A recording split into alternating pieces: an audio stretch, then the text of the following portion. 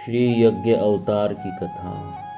श्री स्वयंभुव मनु की पुत्री आकृति जो रुचि प्रजापति से ब्याही गई थी, उन रुचि प्रजापति ने आकृति से गर्भ से एक पुरुष और एक स्त्री का जोड़ा उत्पन्न किया। उनमें जो पुरुष था वह साक्षात यज्ञ स्वरूपधारी भगवान विष्णु थे, और जो स्त्री थी वह भगवान से कभी भी अलग न रहने वाली लक्ष्मी जी की अंश रूपा दक्षिणा थी।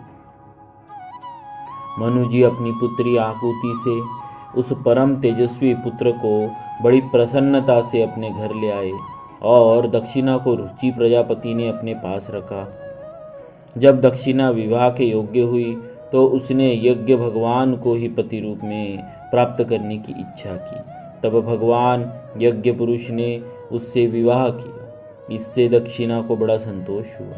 भगवान यज्ञ पुरुष ने दक्षिणा से स्वयं नामक देवताओं को उत्पन्न किया और तीनों लोकों के बड़े बड़े संकट दूर किए। वर्णन आया है, जब स्वयंभुव मनु ने समस्त कामनाओं और भोगों से विरक्त होकर राज्य छोड़ दिया और अपनी पत्नी शत्रुपा के साथ तपस्या करने वन को चले गए और वन में जाकर सुनंदा नदी के तट पर एक पैर से खड़े रहकर 100 वर्ष तक घोर तपस्या की। उस समय एक बार जब स्वयंभुव मनु एकाग्र चित्त से भगवान की स्तुति कर रहे थे तो भूखे असुर और राक्षस उन्हें नींद में अचेत होकर बड़बड़ाते जानकर खा डालने के लिए टूट पड़े। यह देखकर अंतर्यामी भगवान यज्ञ पुरुष अपने पुत्र याम नामक देवताओं के साथ वहां आए।